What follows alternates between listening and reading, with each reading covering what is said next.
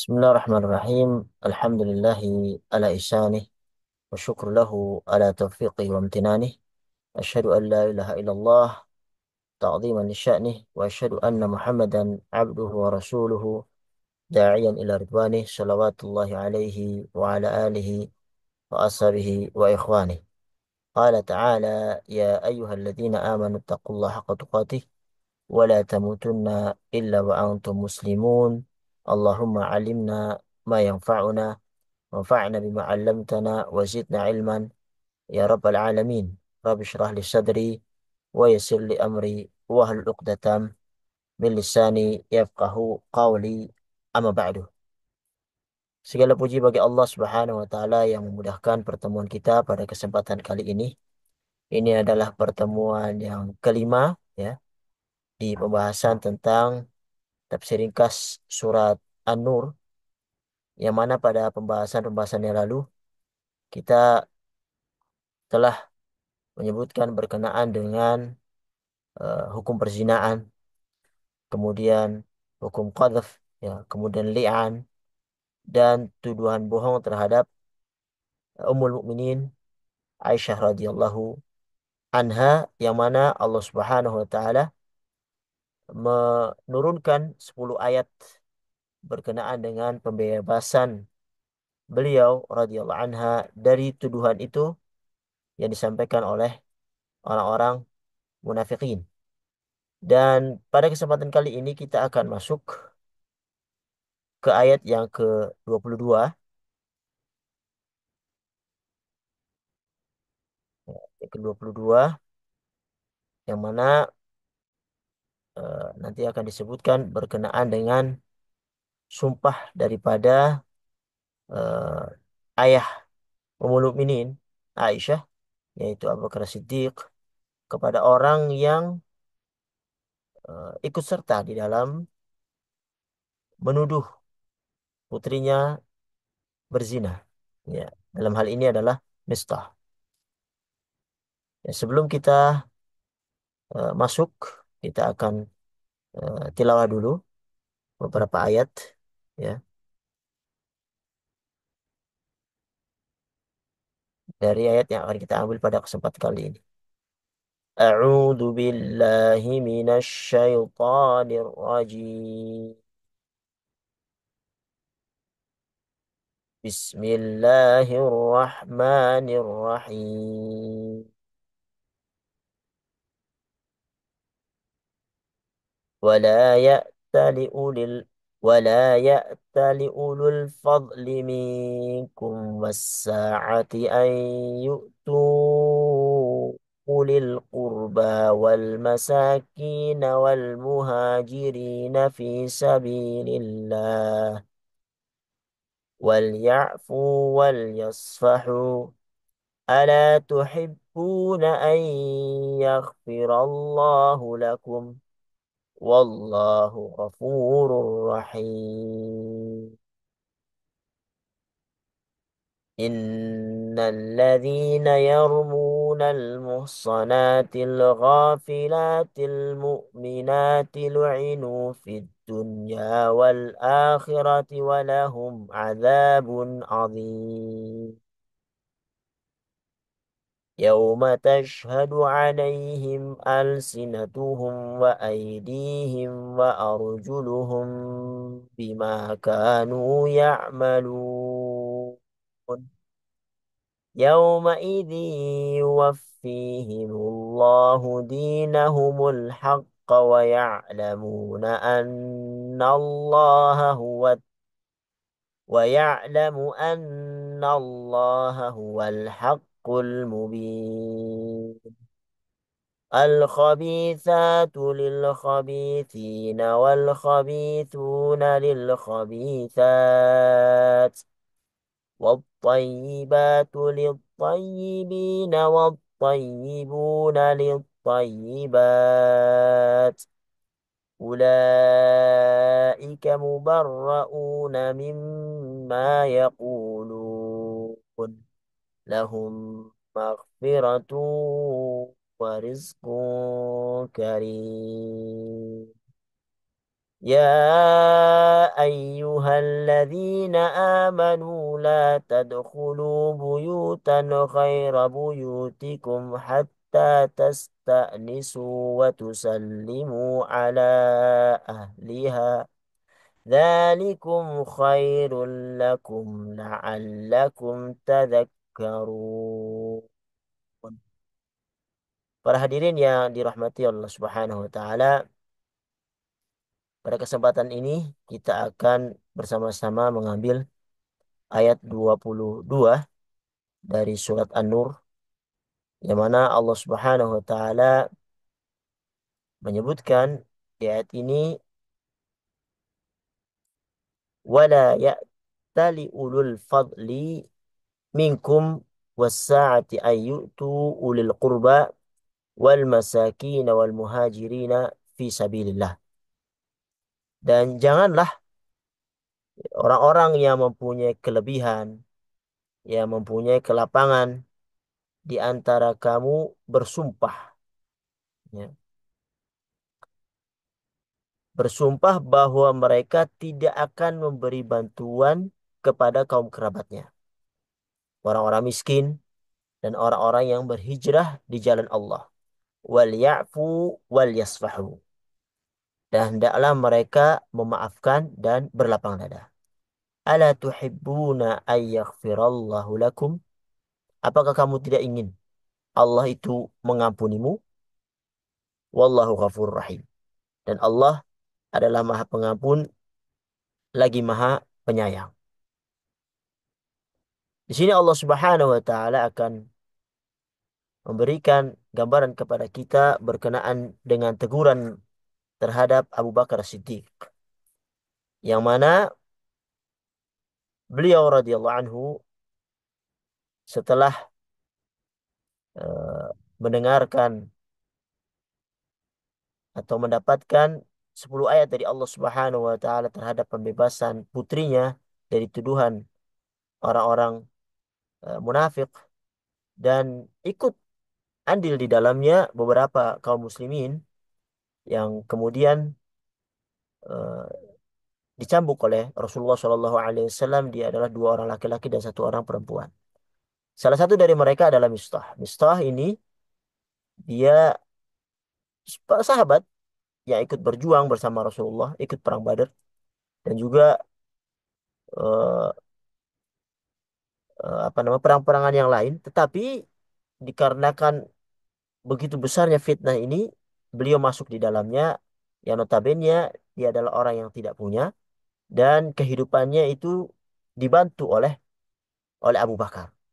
Tapi ternyata beliau jatuh di dalam fitnah ikut berbicara berkenaan dengan Aisyah, yang akhirnya Abu Bakar bersumpah untuk tidak memberikan nafkah kepada dia lagi setelah dia terbukti ikut di dalam menuduh Aisyah radhiyallahu anha. Wala ya'tali ulul fadli minkum.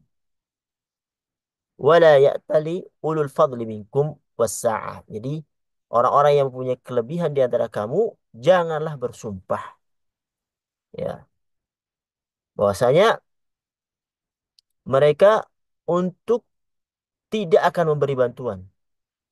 Ayutu ulil qurba wal masakin wal muhajirin fi sabilillah.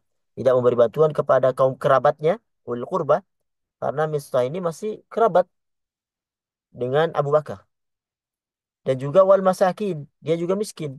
Wal muhajirin, dia juga muhajir. Dia orang Mekah yang hijrah ke Madinah untuk mempertahankan agamanya. Wal muhajirin fi sabilillah, berhijrah di jalan Allah Subhanahu wa taala. Jadi janganlah mereka bersumpah untuk tidak menyambung tali silaturahmi dengan kerabat yang miskin dan kaum muhajirin. Dan ini subhanallah, ini puncak kehalusan dan kelembutan yang Allah Subhanahu wa taala ajarkan kepada kita untuk selalu menyambung tali silaturahmi kepada kaum kerabat. Oleh karenanya di sini Allah Subhanahu wa taala menyebutkan setelahnya, walaupun penuh dia dengan kesalahan, tetapi hendaklah setelah Allah Subhanahu wa taala memberikan kelapangan ke apa namanya harta yang berlebih. Di samping itu juga Allah memberikan hati yang lembut kepadamu untuk agar engkau gunakan di dalam memaafkan dan berlapang dada terhadap saudaramu yang menyakitimu. Wal ya'fu wal yasfahu. Hendaklah mereka memaafkan dan berlapang dada atas apa yang telah mereka lakukan. Ya. Atas segala bentuk gangguan yang dikenakan kepadamu.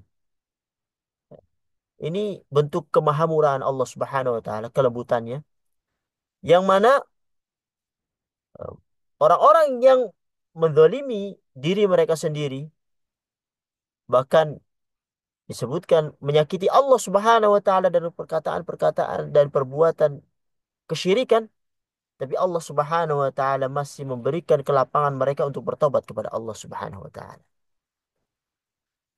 sampai akhir ajalnya. Begitulah pula sifat yang harus kita punyai untuk memaafkan orang-orang yang telah berbuat salah kepada kita, dan ini tidak mudah. Ini tidak mudah. Ya.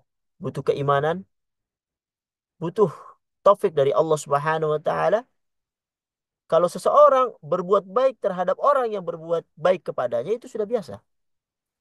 Tetapi ketika seorang yang menzalimi kita, menyakiti kita, kemudian kita balas dengan kebaikan, ini luar biasa. Tidak semua orang bisa melakukannya, kecuali orang-orang yang telah diberikan taufik oleh Allah Subhanahu wa taala dan memahami. Ya, nanti Abu Bakar Siddiq salah satu yang eh, menjadi alasan dia memaafkan orang itu karena ayat yang Allah Subhanahu wa taala sebutkan di ayat ini, ala tuhibbuna ayaghfirallahu lakum, bukankah kamu ya eh, tidak menyukai, bukankah kamu menyukai ya untuk engkau dimaafkan oleh Allah Subhanahu wa taala. Itu tujuannya. Jadi berbuat baiknya itu bukan lain-lain melainkan karena Allah Subhanahu wa taala, karena Allah mengatakan ala tuhibbuna ayaghfir lakum. Ini seolah-olah kayak pertanyaan. Ya. Seolah-olah pertanyaan, bukan kamu itu suka, bukan kamu itu mau ya, dan ingin untuk Allah mengampunimu? Ya, kita mau semuanya. Ya, makanya maafkanlah orang yang telah mendolimu itu. Di sini disebutkan oleh Ibnu Katsir bahwasanya ayat ini berkenaan dengan kisah Abu Bakar ketika bersumpah untuk tidak memberikan nafkah kepada Mistah bin Utsatsah. Yaitu setelah ia menuduh Aisyah melakukan perbuatan yang tidak terpuji. Dan Allah memberikan pembebasan 10 ayat kepada Aisyah dari perbuatan yang tidak terpuji itu, dan mencambuk dengan hadul qadhaf terhadap orang-orang yang menuduh. Salah satunya adalah Mistah. Sehingga apa, seolah-olah dengan eh, hudud tadi, hadul qadhaf tadi, mereka telah dicambuk dan mereka rela menerapkan hukum Allah terhadap diri mereka. Allah Subhanahu wa taala menerima tobat orang-orang mukmin yang telah dilaksanakan hukum had terhadapnya. Sehingga apa? Allah Subhanahu wa taala menganjurkan ya, kepada Abu Bakar Siddiq agar berbelas kasih kepada karib kerabatnya, yaitu Mistah bin Utsatsah, yang mana notabene ia adalah keponakan beliau.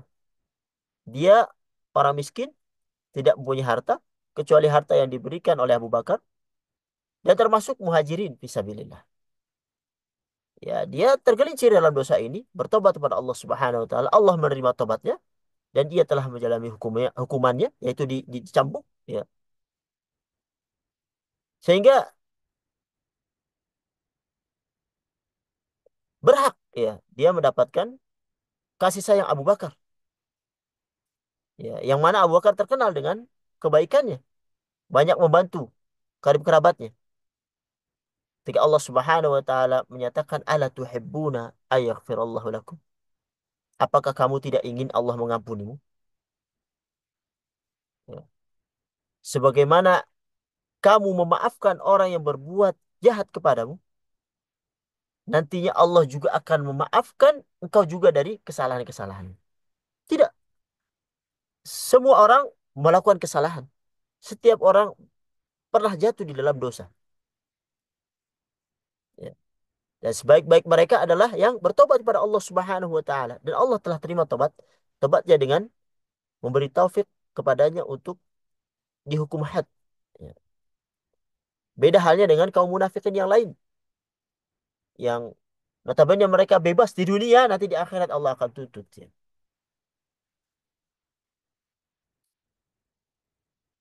Sebagaimana engkau Abu Bakar telah diberi kelapangan oleh Allah Subhanahu wa taala, maka berlapang dadalah kepada saudaramu bahkan karib kerabatmu.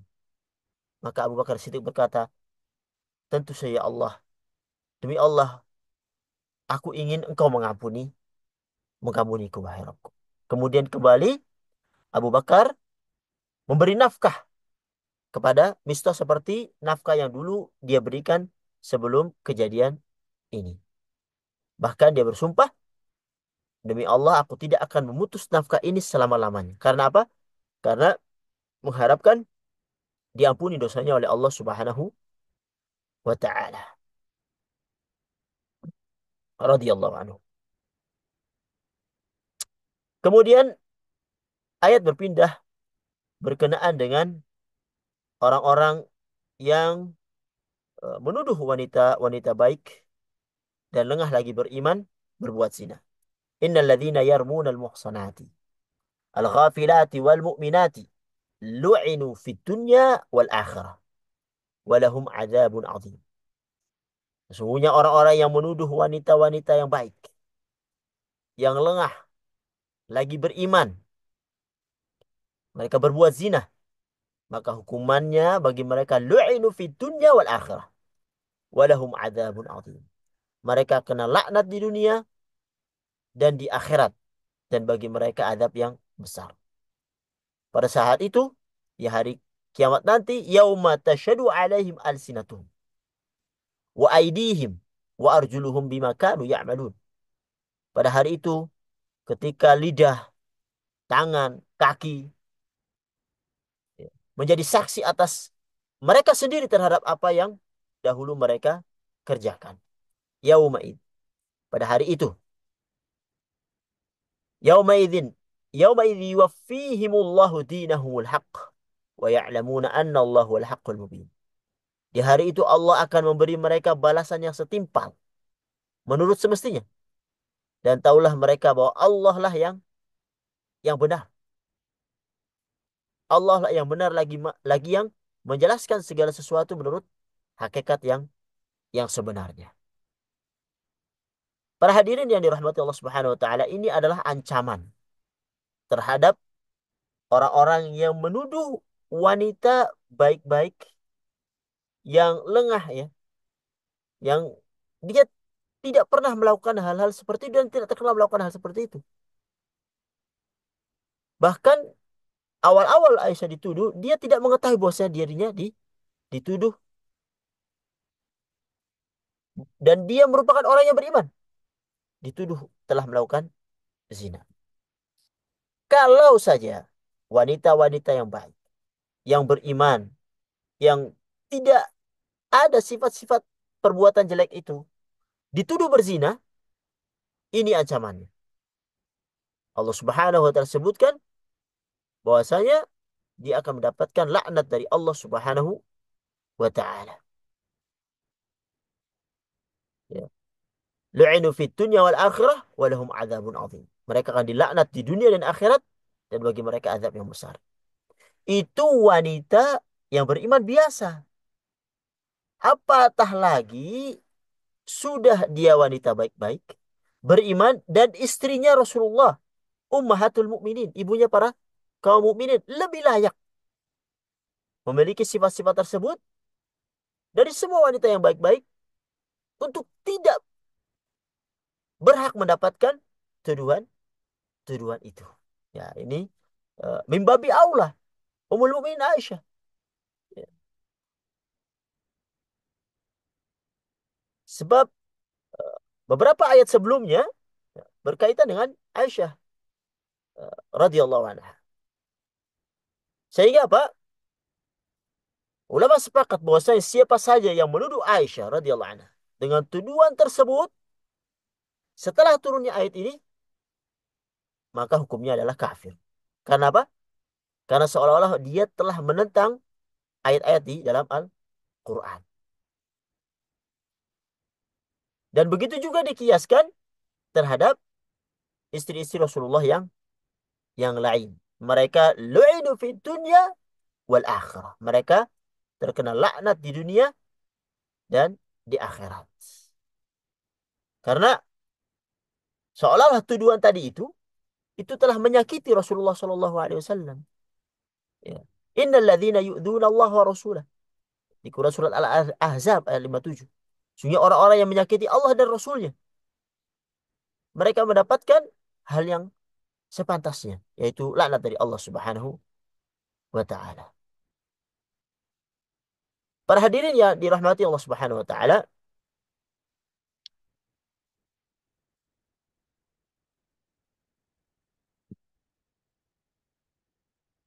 Di dalam sebuah hadis disebutkan beberapa hal yang harus kita hindari. Ya. Ijtanibu as-saba al-mubiqat. Hindarilah 7 perkara yang mendatangkan kebinasaan. Ya, nanti disebutkan dari salah satu dari 7 itu adalah tuduhan zina terhadap wanita-wanita yang mukminah dari perbuatan perbuatan zina. Qalu ya Rasulullah wa mahun? Ya Rasulullah, apa yang 7 membinasakan itu? Asyirku billah. Syirik kepada Allah Subhanahu wa taala. Wasihr, sihir. Wa qatlun nas allati harramallahu illa bil haqq. Membunuh manusia yang Allah haramkan illa bil haqq, kecuali dengan hak. Wa aklu riba, makan harta riba. Wa aklu malil yatim, makan harta anak yatim. Wa tawalli yaumaz zahf, lari dari medan peperangan.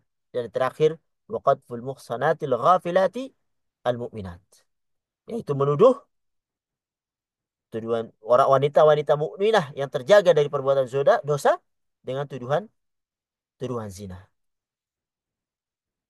Yang mereka yang terjatuh di dalam dosa ini, mereka mendapatkan laknat dari Allah Subhanahu wa taala di akhirat nanti. Yang mana disebutkan yauma tasyhadu alaihim alsinatuhum wa aydihim wa arjuluhum bima kanu ya'malun. Pada hari ketika lidah, tangan dan kaki mereka menjadi saksi atas mereka terhadap apa yang mereka kerjakan.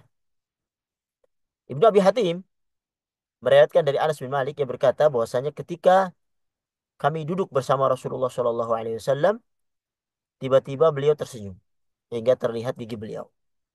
Kemudian beliau berkata, tahukah kalian mengapa aku tersenyum? Maka dijawab oleh para sahabat, Allah wa Rasuluhu a'lam.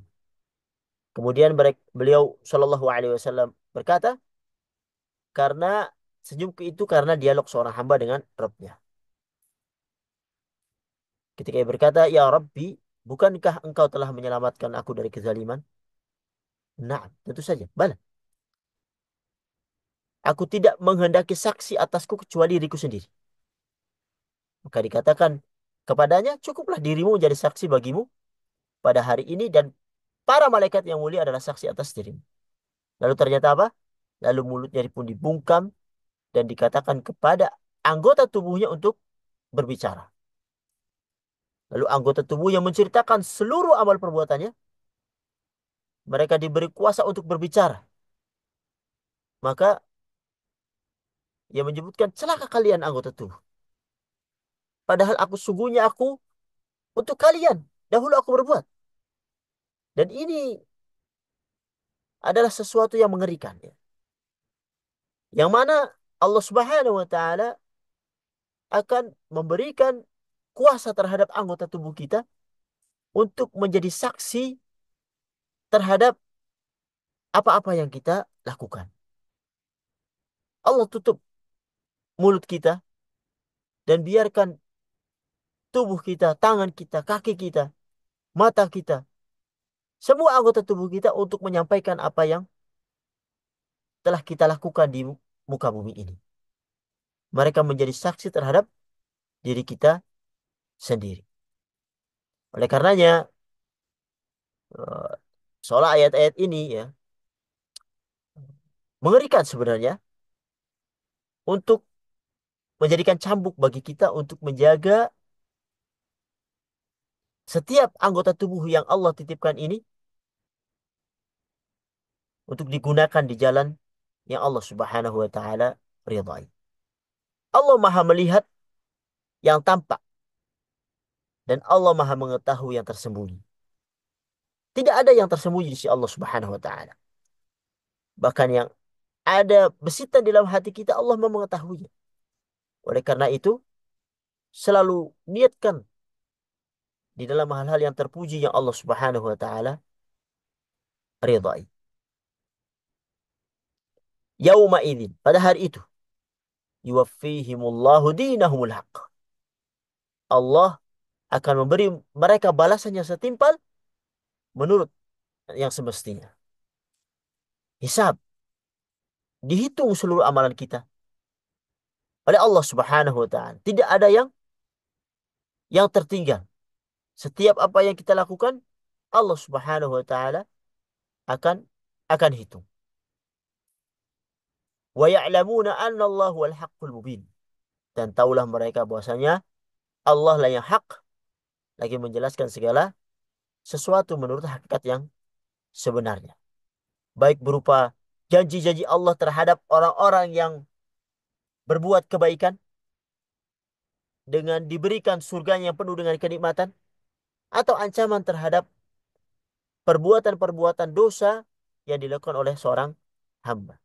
Itulah keadaan Allah Subhanahu wa taala. Tidak ada kecurangan sama sama sekali.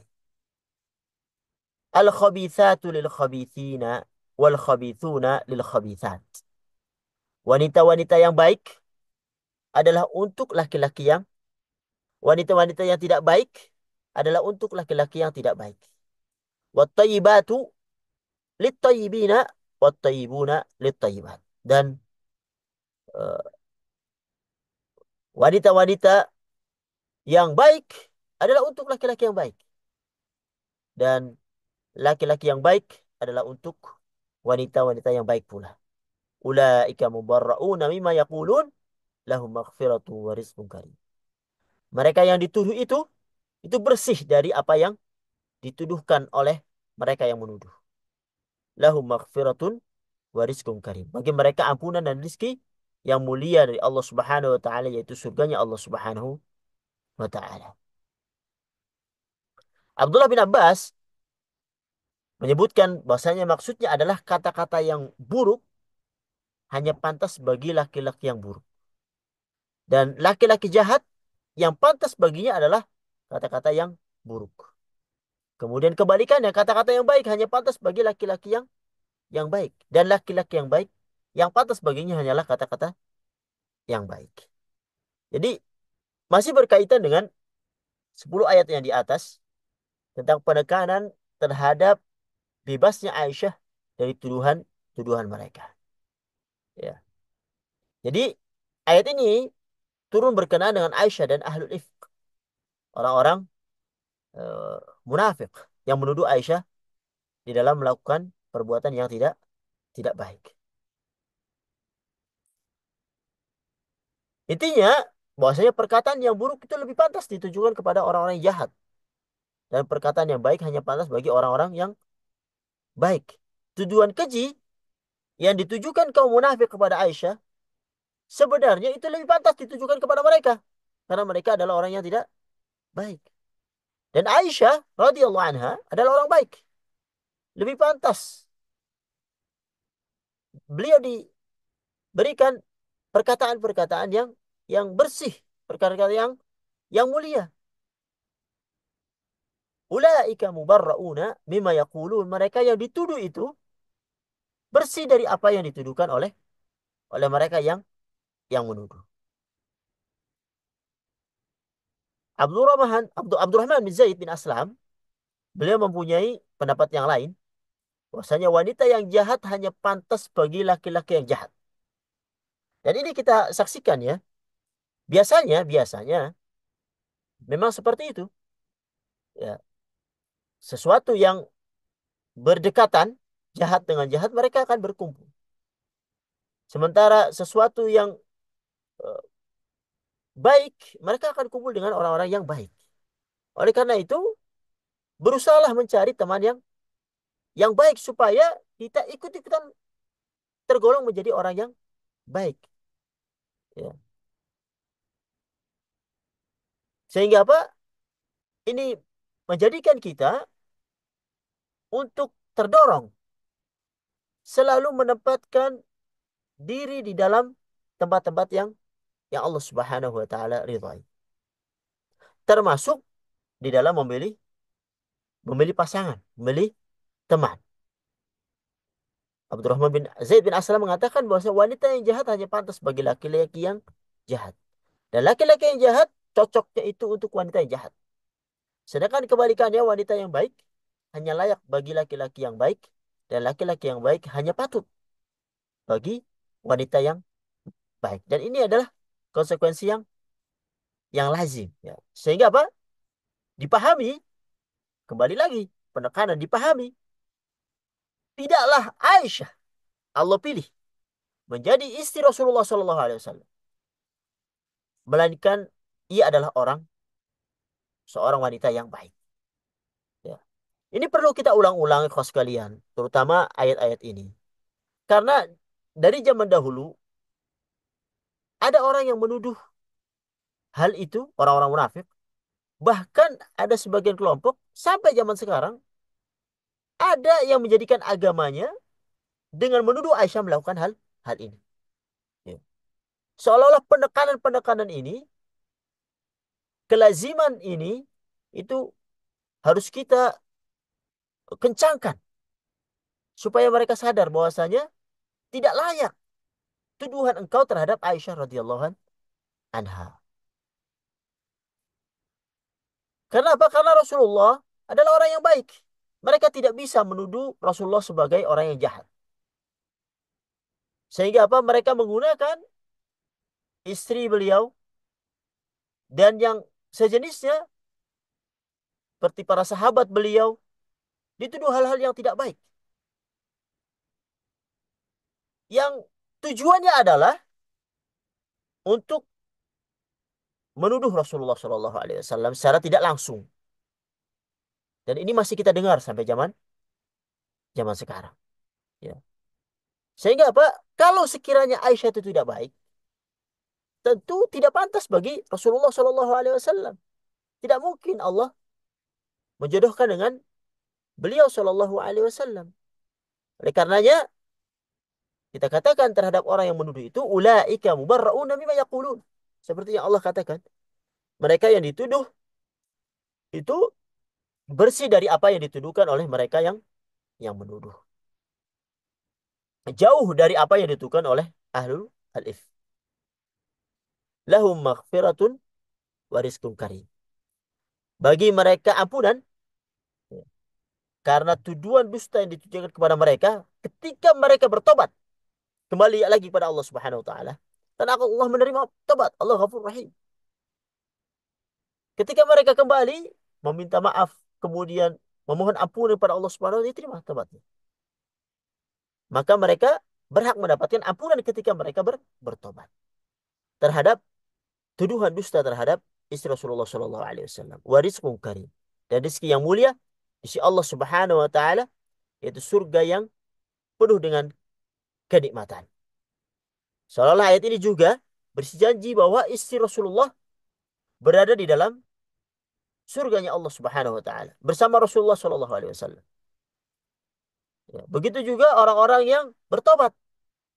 Kalau mereka bertobat dari dosa mereka, maka Allah mengampuni mereka. Mereka juga berhak mendapatkan apa yang Allah Subhanahu Wa Taala janjikan. Para hadirin yang dirahmati Allah Subhanahu wa taala, kemudian ayat-ayat setelahnya ayat 27 akan bercerita kepada kita berkenaan dengan eh, pedoman-pedoman untuk memasuki rumah orang orang lain ya. Paling ada ayat 27, 28 dan 29. Insyaallah akan kita bahas pada pertemuan yang akan datang supaya nyambung. Mudah-mudahan yang sedikit ini bermanfaat. Kalau banyak salahnya datang dari kami, kalau ada benarnya datang dari Allah Subhanahu wa taala. Hada wa sallallahu ala Muhammad wa ala alihi wa sahbihi ajma'in. Wassalamualaikum warahmatullahi wabarakatuh.